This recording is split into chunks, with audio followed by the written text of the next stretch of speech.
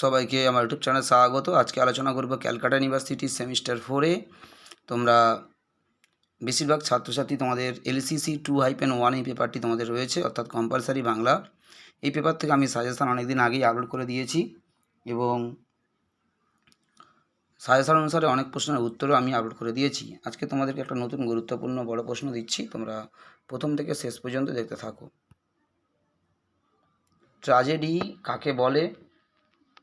ট্র্যাজেডির লক্ষণ বা বৈশিষ্ট্যগুলো লেখো এবং ট্র্যাজেডির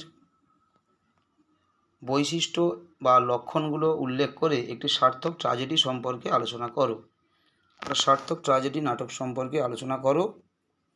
প্রশ্নটা তোমাদের 2022 সালে পরীক্ষাতে এসেছিল।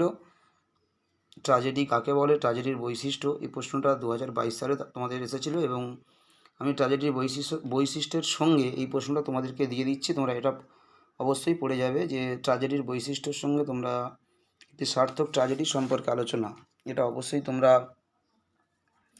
পড়ে নিও, কারণ প্রশ্নটা এভাবেই বেশিরভাগ প্রশ্ন তোমাদের সাহিত্যের রূপভেদ থেকে এই তোমাদের যে কম্পালসারি বাংলা এই যে পেপারটি রয়েছে, এখানে মডিউল যে 2টা তোমাদের রয়েছে, মডিউল 2-এ যে তোমাদের সাহিত্যের রূপভেদ রয়েছে, এই সাহিত্যের রূপভেদ থেকে তোমাদের বেশিরভাগ প্রশ্নগুলো এরকমই আসে, কাকে বলে এবং বৈশিষ্ট্য এবং একটি সার্থক সেই রচনা সম্পর্কে, সে নাটক হোক বা উপন্যাস হোক,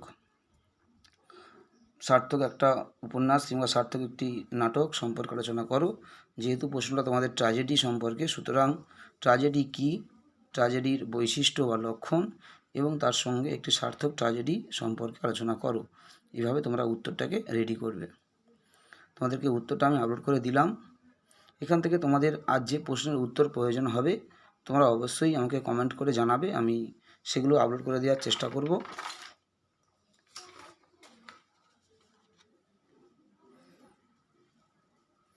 তোমাদের এখান থেকে অনেক প্রশ্নই রয়েছে, আমি অনেকগুলো প্রশ্নের উত্তর তোমাদের এখান থেকে আমি আপলোড করে দিয়েছি।